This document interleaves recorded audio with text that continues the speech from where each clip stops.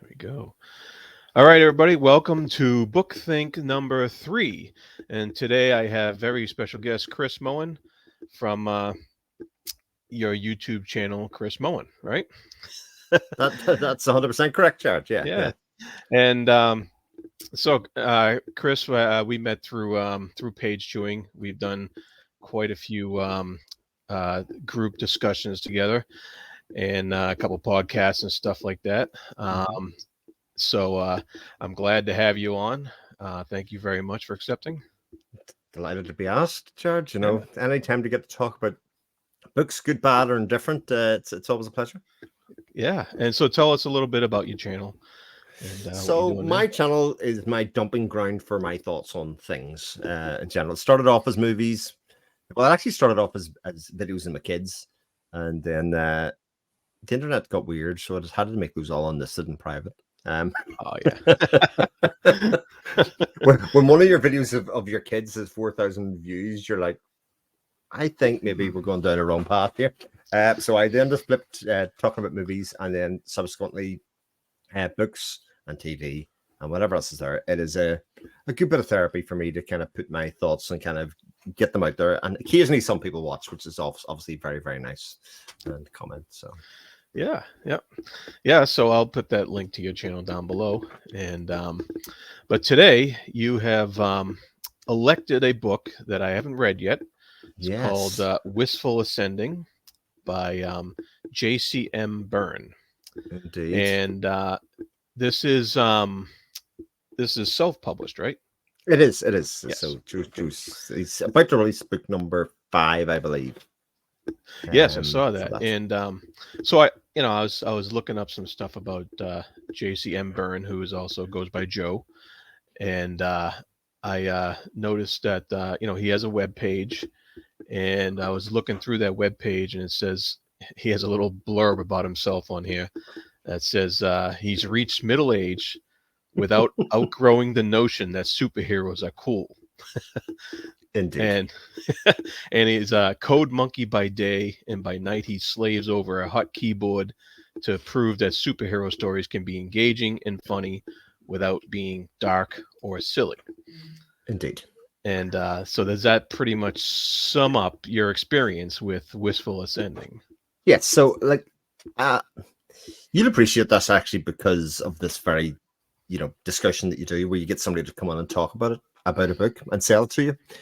Often when you're reading like short, pithy reviews or, something like that, people are going, you sort of get a sense of what a book is, but it's not until you actually pick it up and read the pages yourself that you can kind of pigeonhole it definitely in your head as being this, that, or the other, whatever it is. And again, my appreciation of what Wistful Ascending was before I read it was that it was about a superhero in space, and that it was sort of funny, and that it was lighthearted, and and I may have misremembered feeling that I got, but that's what I got from it at the time before I read it. That may be the fault of me for not reading the reviews too carefully, that kind of thing. But that when you're looking for the light points of a book, and what I found inside it was something a bit more. And I will say I was sort of fortunate that while I was reading it, I was able to kind of say to JCM or Joe, kind of, this is where I'm at, and this is what I'm feeling about this. This is what I'm going, and he's going to say, actually, that was my intention, or that wasn't my intention, or these are the kind of books that I was trying to mimic when I was doing it. I was kind of saying, well, I actually do see that. That is made very clear. That's good. I'm not misappropriating this book with something else that maybe it wasn't intended to be. Okay. Yeah. And this is a superhero book, but it's also sci-fi to a certain extent, right? So it is. It's definitely, with sci-fi can sometimes be fantasy as well. Like I would say Star Wars is a fantasy story in a sci-fi world. So I'd say this falls into that regard.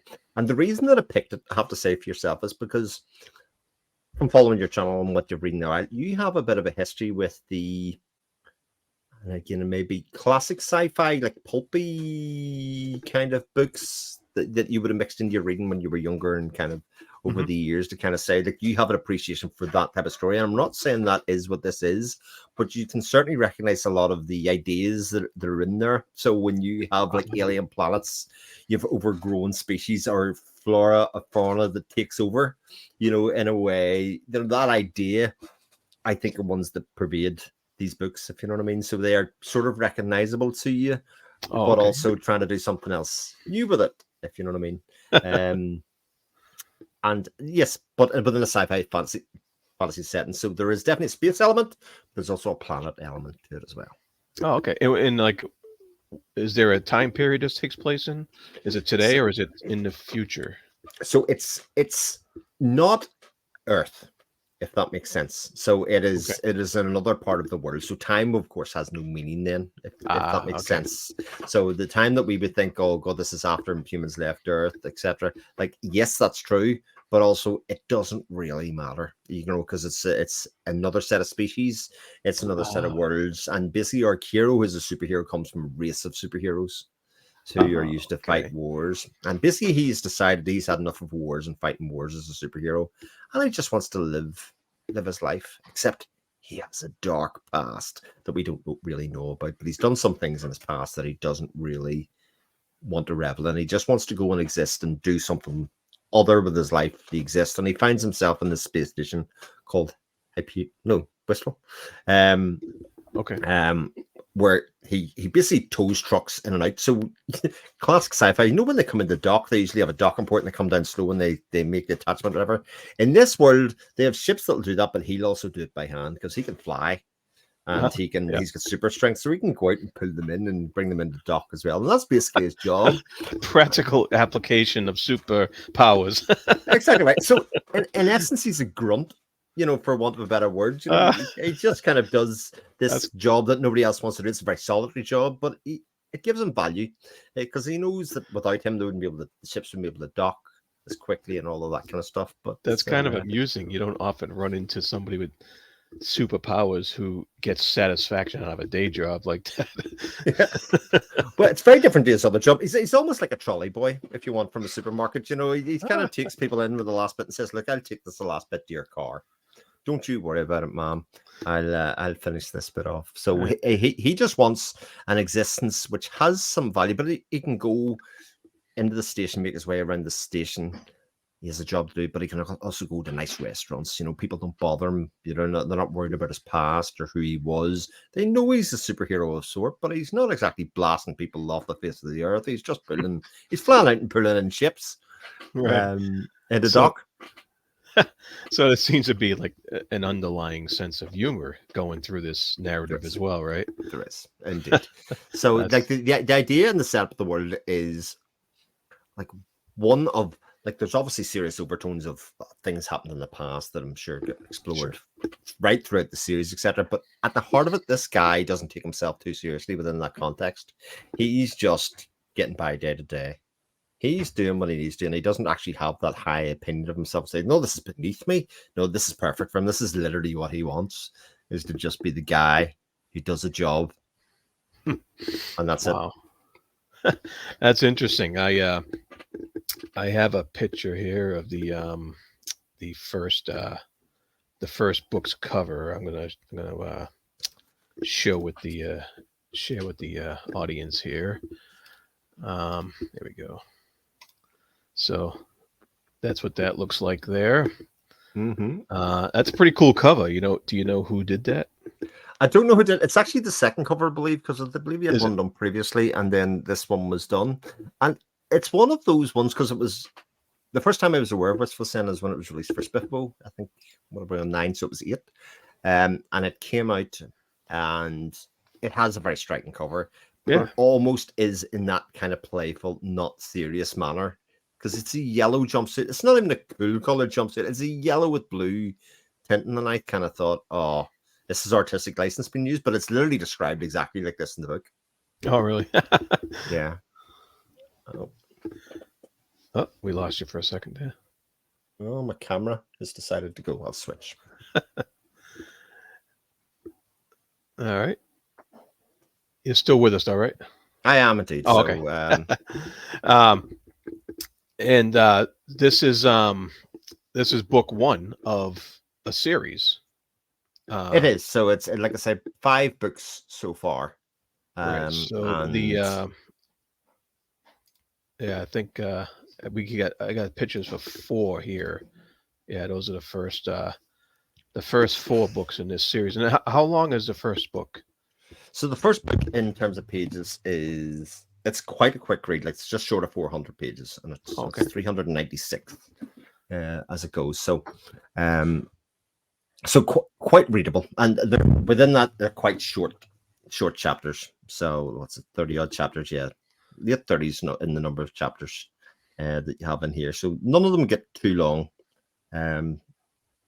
So you can kind of break it up into bits. It's a light-hearted read, and I thought it would be especially good for you, Jared, because we tend to read a lot of heavy material. Sometimes stuff that we break down into such smaller chunks because it is heavy, so to speak, and that's obviously can take a toll. And sometimes you need something else to go along with that. Break things up. Absolutely, I agree with that. I've been involved in quite a few heavy things recently. That they're not only just lengthwise, but how dense they are too. With prose and meaning and stuff like that. How do you find Joe Berne's prose? Is it light-hearted? Does it come across as with some deeper meanings and themes running through there? So it's an interesting one. You would think with the style of book that he writes in a pulpy style, but he doesn't. I actually find his prose very readable and descriptive. The style of book is not one that skims.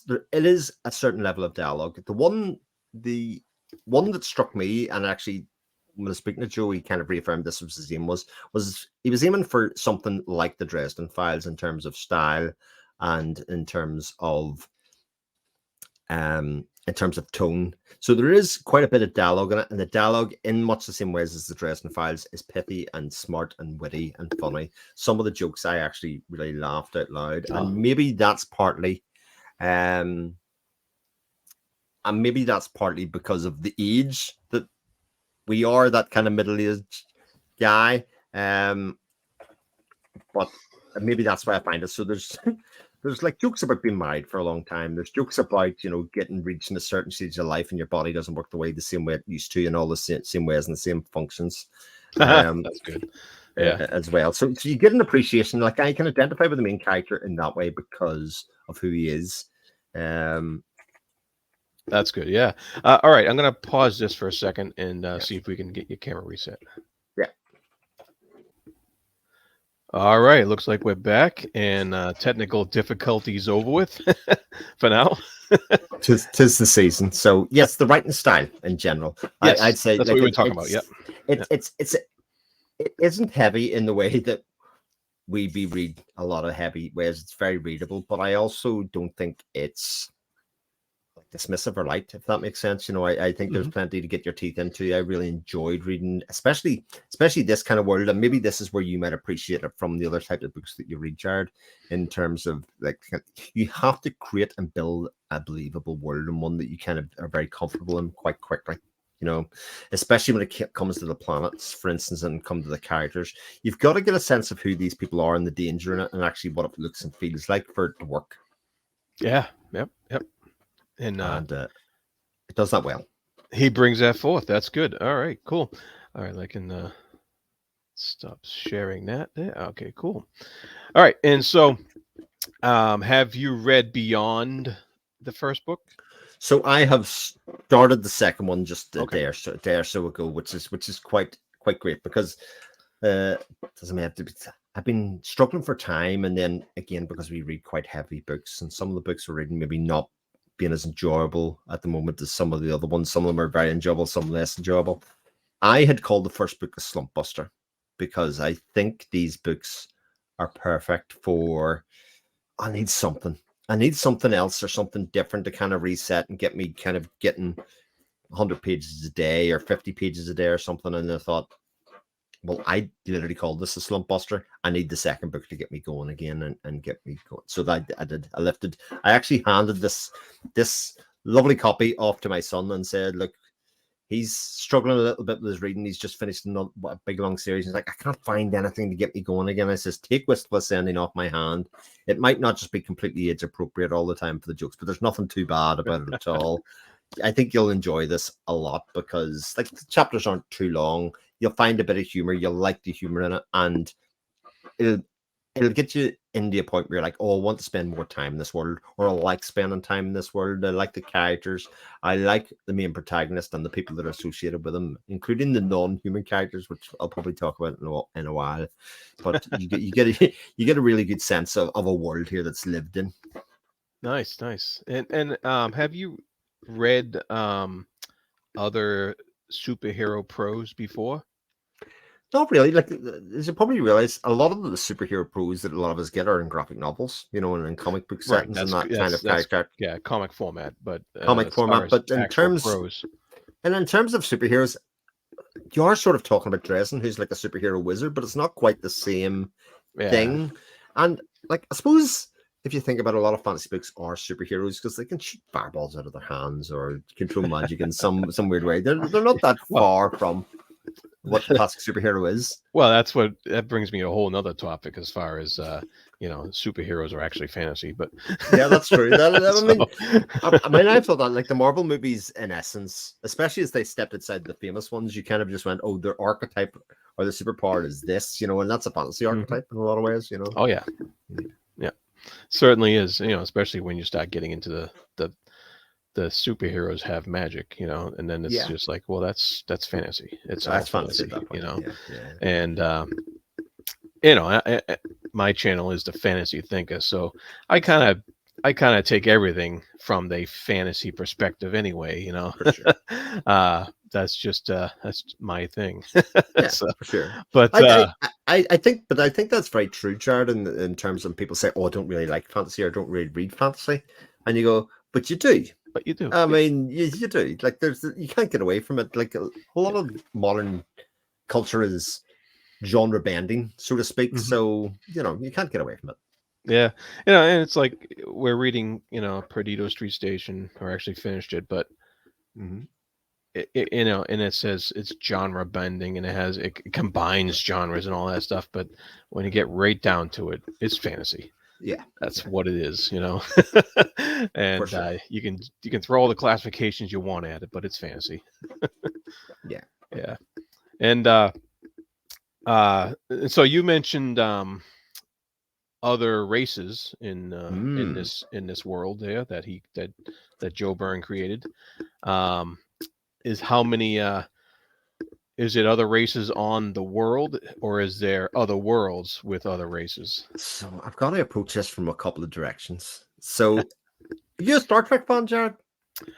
I've seen most of the movies and a lot of shows. I'm not I'm not a Trekkie per se, but I'm familiar enough with it.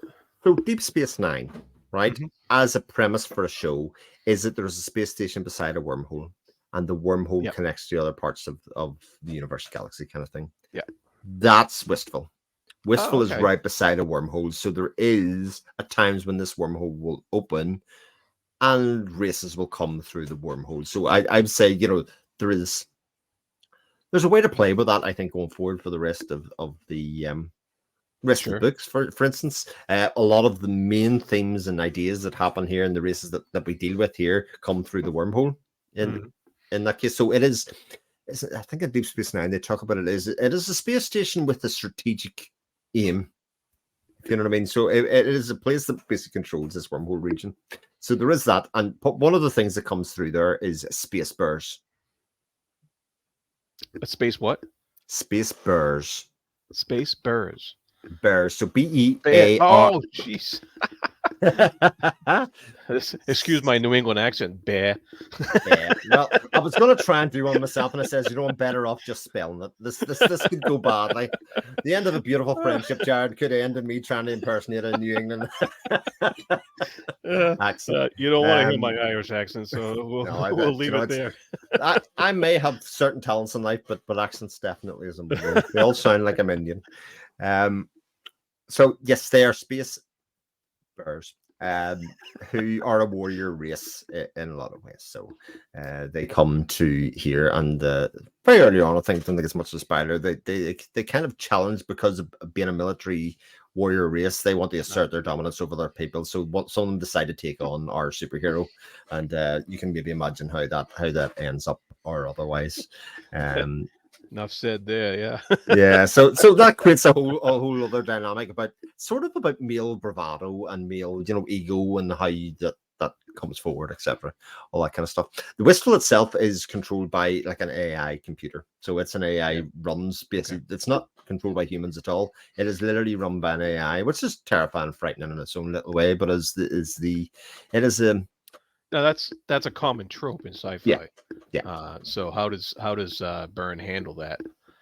So it is an AI, but it has personality. If you know what I mean, it is considerate of others. It doesn't just make clinical decisions; it makes personal decisions. It gets to know the people that are there. So while it is an AI, it's much more akin to humanity, if that makes sense. So evolved that way. So I think it's a choice to make it and write it that way in some ways, to kind of say maybe things do evolve to that point where people can make decisions that consider the personal as well as the professional, like a Data in Next Generation. Or that's a good point. So Data in Next Generation is somebody that definitely makes logical decisions and tries to understand others, and tries to involve them in his decision-making process.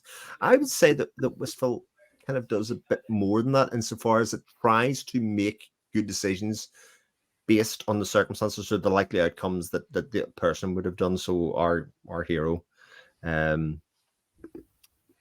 would want me to do this because this is why he's here in the station. So he's trying to escape from things he's trying to say incognito, etc. So I try to make that decision for him. So maybe it is a data-driven decision insofar as he has the data or knowledge about the person and makes the decisions for him. So, but I do think it creates another dynamic, because I think whether we want to or not as readers, we sort of mistrust machines anyway.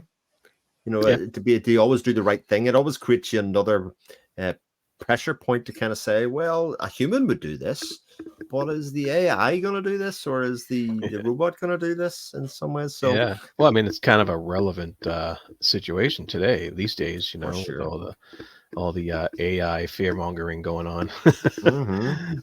So something to think about. There is that, and then you've got obviously the planets that are within the ecosystem and the solar system of the station itself.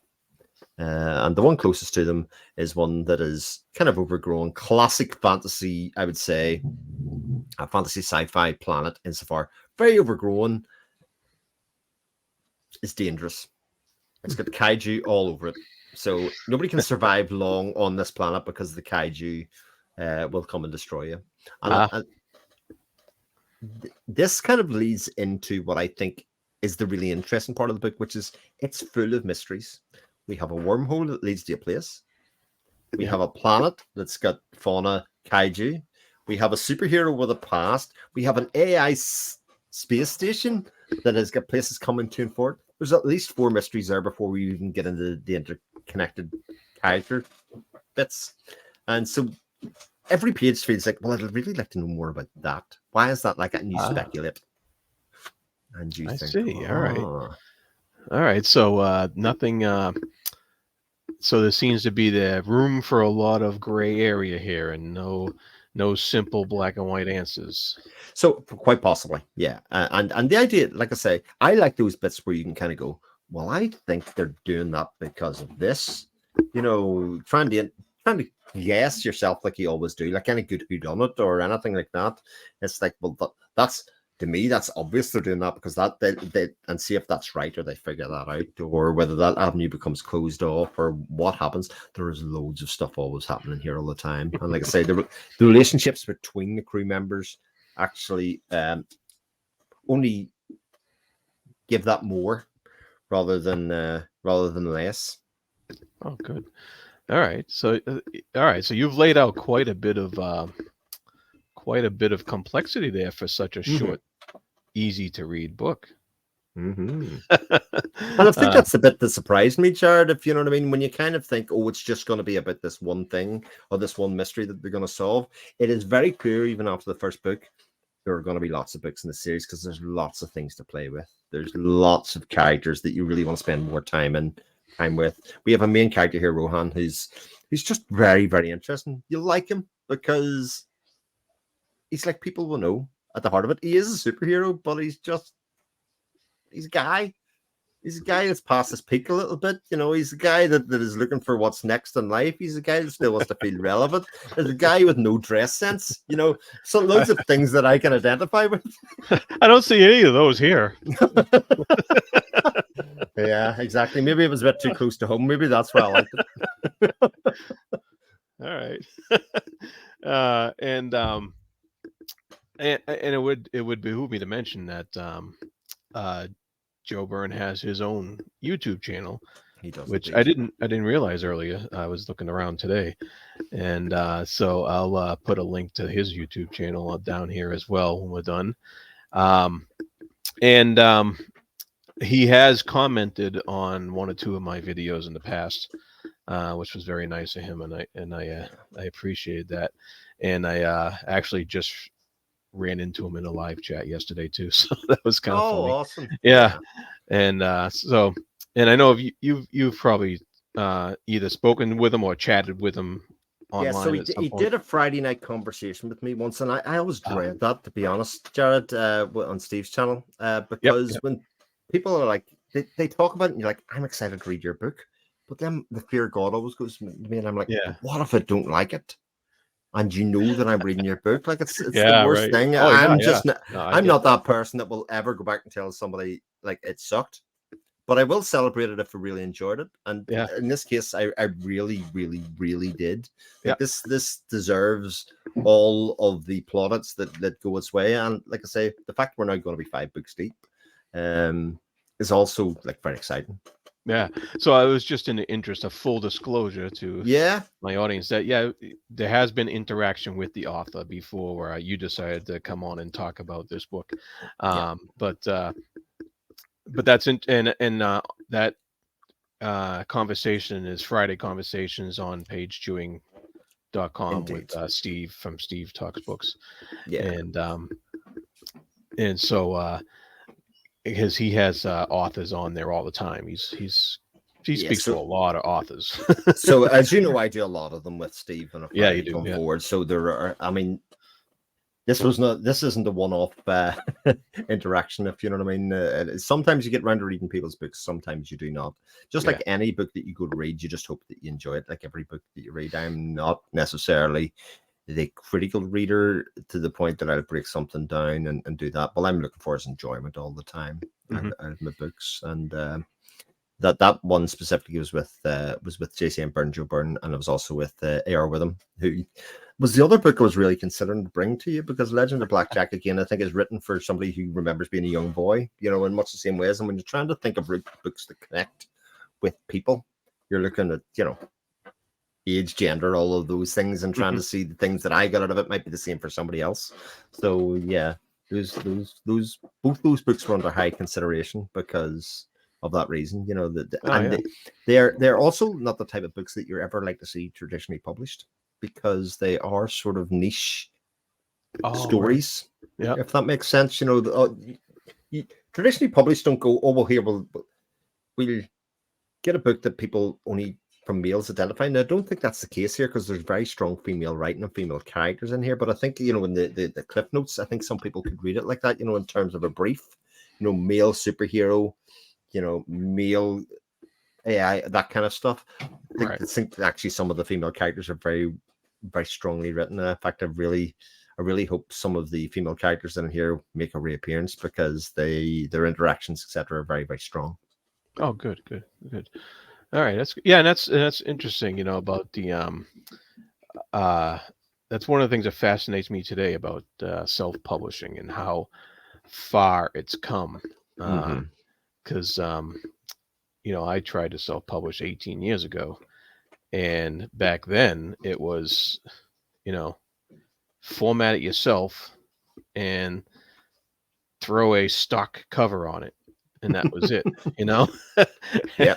And it looked horrible, and I can't format to save my life, so it wasn't the prettiest product ever at all. And but today, the options are just astounding. Some of the covers I see on self-published stuff is astounding. Yeah. And we're talking with this cover we just saw, Mm-hmm. and then we got stuff like the Adon trilogy with Philip Chase, Oh, and beautiful.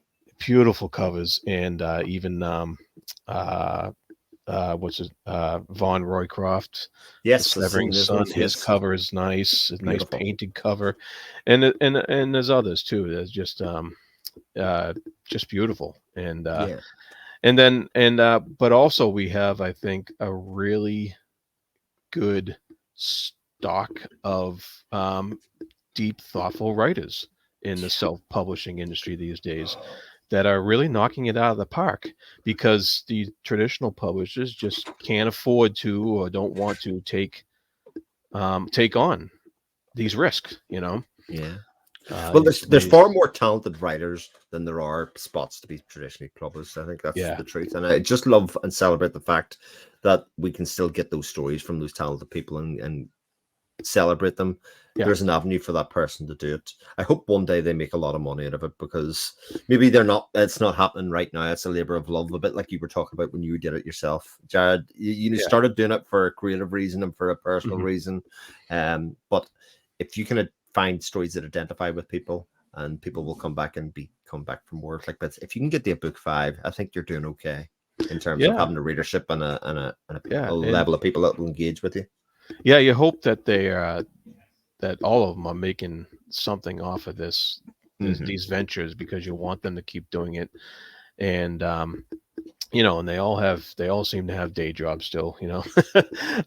It's Exactly. they're not doing it to make a living. They're doing it because they love it that much. And when somebody loves something that much, you can tell they're putting their best effort into the craft, and that's kind of Absolutely. shines through in the page when when it clicks, when it's successful. Especially to readers like us who are out there looking for that kind of thing. Absolutely. We're looking for something. I'd say we're looking for different things at different times of the year. Sometimes you want something that's a bit more heavy and more involved. There are self-pub books to do that. There are books that are lighter, that you can kind of, here's going to be a long series, that if you're looking to break up your reading for something that's really enjoyable, funny, witty, characters that you like spending time with. God, Yeah, there's never enough of those books. Let's be honest. There's a reason that Dresden's phenomenally successful, as an idea, especially for a character that's sort of problematic sometimes, still has a big audience, because actually the other things that series does are very positive. You know? yeah. I mean, I haven't delved into Dresden myself. It doesn't appeal to me Yeah, in the same way. But and I did try the comics for a while, uh, and I was just like, okay, I can take it or leave it. But yeah, um, yeah. It's a series. It's a series that'll creep up on you. A lot of people I don't think many people read the first lot of books and go, these are just essential. But at some point when you're reading along, they're yeah, functioning a yeah. job. And at a certain point you go, these are essential now. These are the story goes places. He has a desire to reinvent his world all the time that makes it very, very readable. No, I do get the appeal though. If Yeah. that's what you're looking for, then it definitely could scratch that itch. Yeah, sure. Yeah. Yeah, but back to Wistful here. Mm. Wistful Ascending. Yeah, I'm looking at that cover again, and it's pretty. It's an interesting cover, because I think a lot of the time people thought it wasn't a good cover, but it's one of those ones that the more you see it, you kind of go, it's instantly recognizable. The covers that went after it, they are now some of my favorite covers that there are. These books are stunning on the shelf. They look even better in person than they do even on the printed cover. I think the Oh covers yeah, are phenomenal, like yeah. absolutely phenomenal. Well, the colors are striking, and blended, very Yep. well, and it's like you said. I think it's rememberable. It doesn't leave your memory, because I remember you did a review of this like That's I right. don't know, like a few months ago, right? That's probably a year ago. Who knows? and that was one of the things that I remembered was the cover. Yeah. And as soon as you said you wanted to talk about Wistful Ascending today, that was the first thing that popped in my head Yeah. was that cover because of the there's not enough covers with bright colors like that out there that really pop. Yeah. And Well, it's a sci-fi novel without a spaceship on it. You know, I think it's even though it's sort of in the background, that's secondary. It's a character-based story set in space that uses not just black as a color, you know, which I think is to be celebrated in a lot of ways. You know, but it's very arresting and very very yeah. very Now, memorable, as you say. a question for you is: it's considered a superhero story, Mm. and maybe this is a spoiler and you shouldn't give it away, but does his superpowers come from um, his his birth and his upbringing, or do they come from science? I don't. Well, I don't even think we know the answer to that yet. That Oh, is okay. not. I think that's one of the the backstory of this character is very much shrouded in mystery.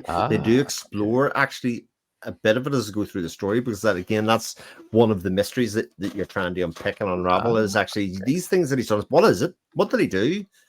How was he able to do them? How far did he take it? Who was he? You know, it's all that very much shrouded in mystery. So I fully expect that a lot of those mysteries about who he was, where his powers came from, kind of the genesis of that sort of touchstone. But there's much more that they could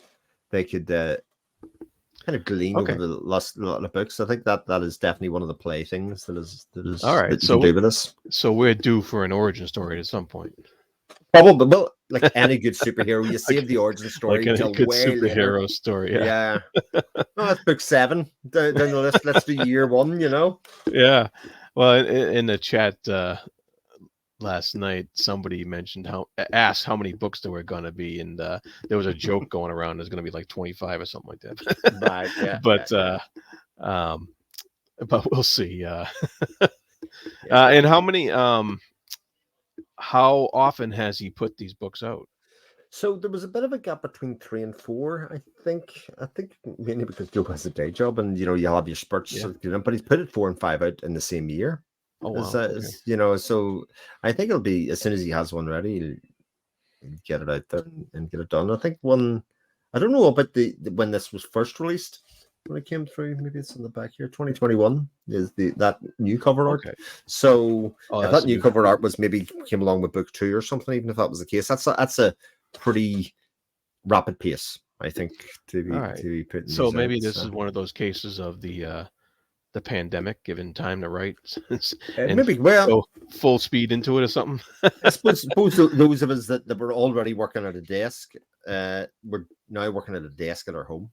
You know, Yeah. when you were finished your work, you're kind of like, I'm not due to knock off here. I'm used to working to 5 or something, and your transit time, if nothing else, was given back to you, and you thought, right, I could use this for something. So there's definitely that possibility. A lot of people started thinking about transitioning to second careers or something else that was coming along there. Like so, yeah, wish I had done it. Yeah. Well, BookTube got bigger when the pandemic happened. That's true. A lot of people were left at home with the need to do something. For sure. So that makes sense, and so he's been pretty prolific. But like I can't believe 5 books in that, or he's working on the 5th, but put out that many in that amount of time. Well, especially books that at their heart are just very creative. Yeah. There's lots of ideas. Like that again, another reason I couldn't be an author.